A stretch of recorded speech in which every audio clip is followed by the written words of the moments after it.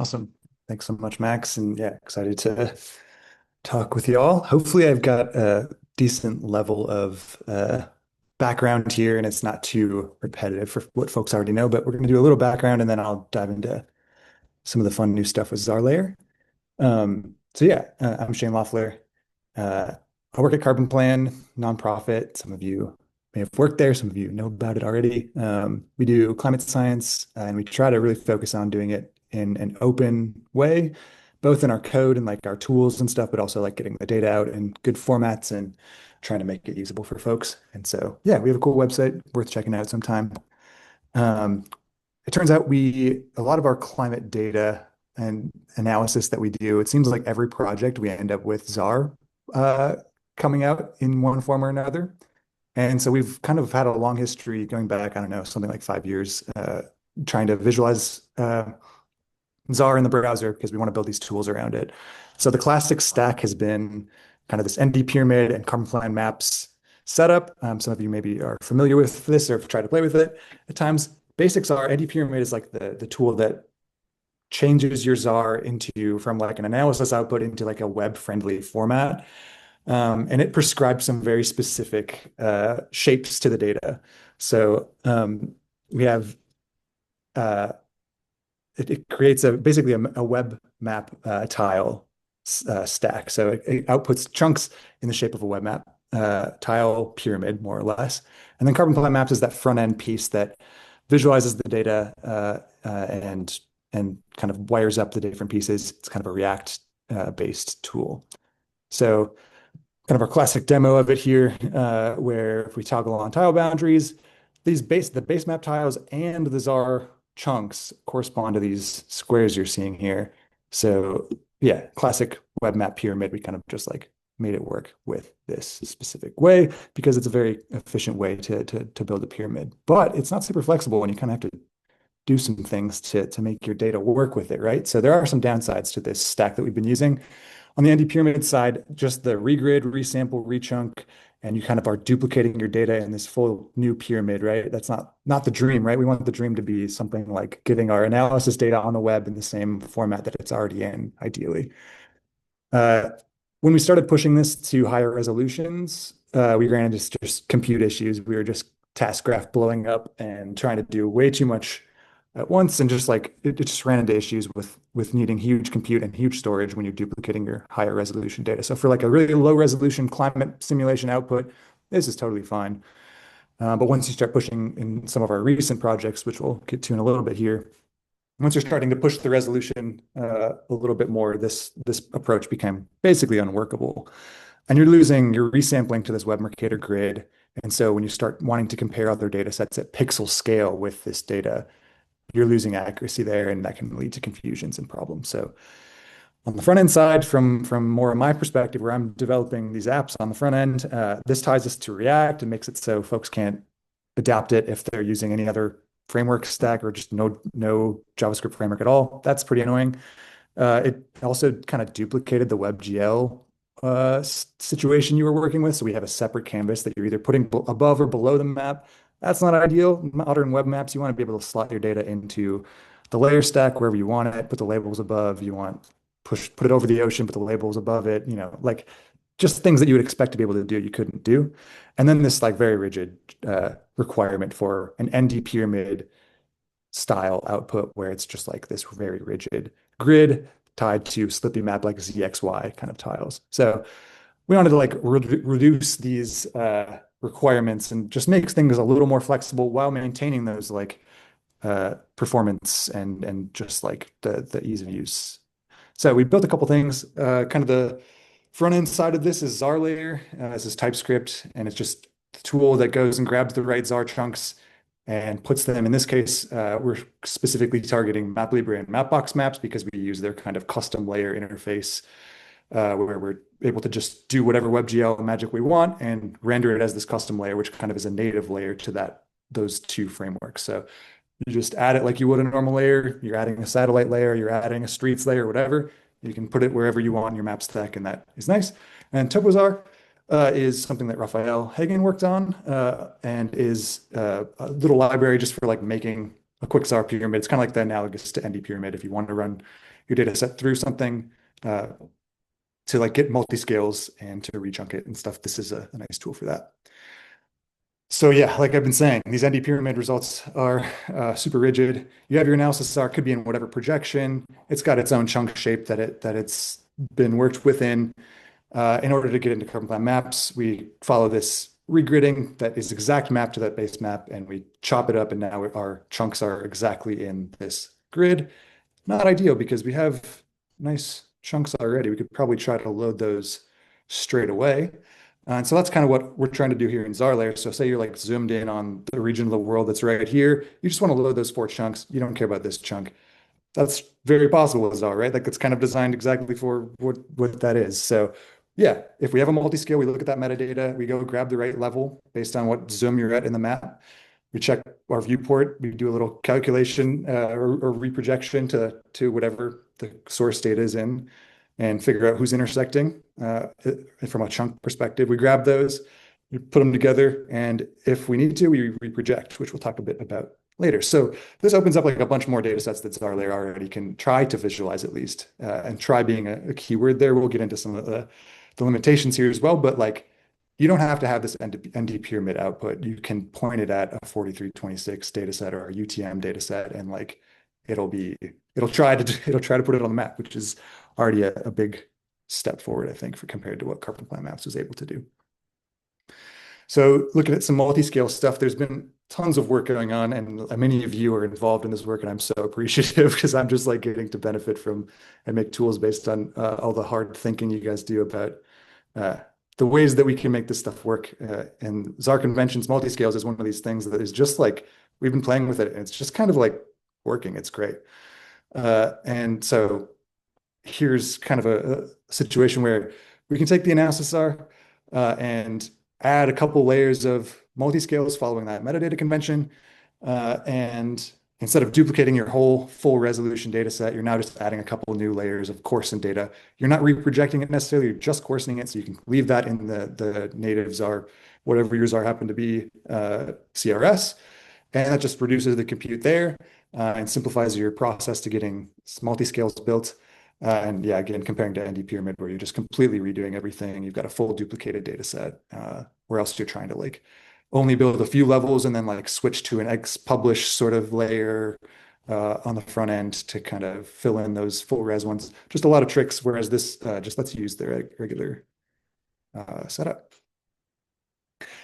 Topos are again made by Raphael, is just implementing these metadata standards and tying on some like the coarsening of these things. So kind of just handle some of the tricky metadata stuff for you.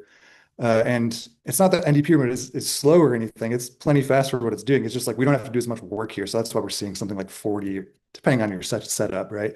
But it's way faster because you just don't have to do this full resample, regrid, chunking setup. You're really just like adding some coarsening multi-scales. So yeah, nice simple tool. Okay, I saw Kyle was in here. Thank you, Kyle. Once again, every talk I give is a shout out to Kyle Talk secretly. So when we first started out with zarr-layer, we were doing reprojection on the CPU, kind of pixel by pixel, ripping through them. And you can imagine it's not the ideal situation. Little like a couple weeks after we first released, Kyle dropped DuckGL raster project, and in that this kind of new approach to this raster reproject library that is kind of bundled in that and also published as its own package. And yeah, it's awesome. It's this mesh approach, and this is his demo here. And we can toggle on that overlay here to show you kind of the mesh-based approach. So what it's doing is like it's iteratively adding triangles in areas where in a density where to reach some error threshold, and then using and passing that over to the GPU, this mesh, to then get to do the heavy lift of the reprojection of the actual raster layer. So you're passing so much of that work to the GPU. And so yeah, it's way faster. And it was really nicely able to be dropped into zarr-layer. So thank you, Kyle. It's really great. So a couple examples. This is our little zarr-layer demo, which we'll link to as well. But So for the reprojection specifically, this is like a Lambert conformal conic projection of some HRRR data. And we can go through and on this first load, we're getting some network latency, but if we toggle back and forth now, you can kind of get a sense for like the reprojection efficiency is pretty great. Kind of see the setup a little bit better in Mercator there. So yeah, that's one. There's several here. So we've got some like Antarctic data. That's better in globe world. Um, we have some other Antarctic data, also nice in globe world. Hopefully will load. Um, so yeah, the reprojection just like works pretty great. All right, I'm up at my mom's house in the middle of nowhere. We'll see if this loads. There we go, ice speed. So yeah, generally pretty great. Another fun one is the Sentinel data set. Just a single scene. This is in UTM, and it's got a bunch of multiscales tacked on, and it is loading nice. So yeah, that reprojection opens up so many data sets that can be quickly rendered here without doing any heavy lifting on the back end. So a comparison of kind of what you're dealing with as a front end developer now. If you're back in the CarbonPlan maps world, you're using React, you're getting that pyramid and you have that separate canvas, but in new zarr-layer land, sort of similar amount of stuff, right? You're still working with Zarr, but you can swap out Maplibre or Mapbox and you're just passing it in as a layer. And that means you can pass in like put this under the labels, which is simple but great. Yeah, no need for a framework, and yeah, works pretty well. And as you saw, it does globe mode as well, which is fun. So a quick tour of some features here that a lot of these are just things we pulled over from CarbonPlan maps. And so simple things like selectors that you can kind of dynamically update, and those will change what you're seeing on the map. And how that feels really depends on chunking choices made prior. So it's another kind of caveat is like in this data set's case, all these time periods are chunked in in the same chunk. So yeah, really fast, really nice. You can mess with things like color really quick. It's all happening on the GPU, so it's nice and fast. We've got some point and polygon queries. So this was something that existed in CarbonPlan maps in sort of a similar way. And yeah, you can click query, or we could do, in this case, I just have it rigged to do like the viewport. If I keep zooming in here, we can query the viewport and it'll give us some info there. But you could pass in any shape, right? It's just taking a GeoJSON polygon. So you could say like pass in Brazil and give me the averages for that. So you can set up some cool front end experiences with that kind of thing. The projection setup is just passing in that proj4 string and some bounds. And then a cool thing that's kind of like a little obscure and not used a ton, I think, but like has opened up some pretty fun experiences in different CarbonPlan projects is being able to pass in a custom frag shader. So you can just write some of your own shader code quick, pass in some uniforms, and like opens up things like this where like I'm passing in it's longer than this, but a big list of a big piece of shader code. But this lets us, like in this case, we're just like averaging which months we care about in this data set. And like, so you can imagine like many different types of visuals that you could allow some interactivity through that aren't just show the data at this slice, that you can kind of like do some math on your Zarr, which is one of the benefits of bringing Zarr to the browser is you can really kind of do stuff on the fly like that, which is fun. Yeah, works with Mapbox, Maplibre, works with that globe projection as well. So it's kind of Mercator or globe in this case. So yeah, lots of fun pieces there. So as I've been hinting, it's like tantalizing to think that we could like just point this at anything, but no. You're going to run into some data sets that chug, as you saw with that Antarctic one. That hasn't been optimized for like a web view. There was no multiscales on that, but it loaded, but it's just not an ideal experience. So it seriously feels like though that we're like, thanks to many of you working on this stuff, we're like getting really close to having kind of like coming up with some best practices or some default settings that point us to settings that like you can just say to Zarr and it'll write out the defaults and like maybe it's sharded and it has chunks that are really well web enabled, but like your analysis folks are happy because those shards are nice and big, so you're not blowing up their task graph so horribly. And yeah, if we can get those chunk sizes to be nice and web ready, we see something like less than 500K per chunk, depending on your geography, and then adding those multiscales on top, which again, kind of like we're getting to the world of the beauty of cogs, right? But in zarr land, which is really exciting. Another exciting thing that I've been and with Raphael's help here, building some data sets around and trying to see where we can push this is using Icechunk and virtualizing some of these legacy data sets. So like you have a .cdf, you want to get it on the web, uh, you can virtualize it into an Icechunk store, and you can also add multiscales onto your Icechunk store. So you've got your like base level of some .cdf sitting on a bucket somewhere, and then you made your Icechunk with a couple layers of uh, multiscale levels added in that same Icechunk store. And then you can kind of like just visualize a .cdf, but in the browser, and it's kind of fast. So we have a kind of fun demo of that.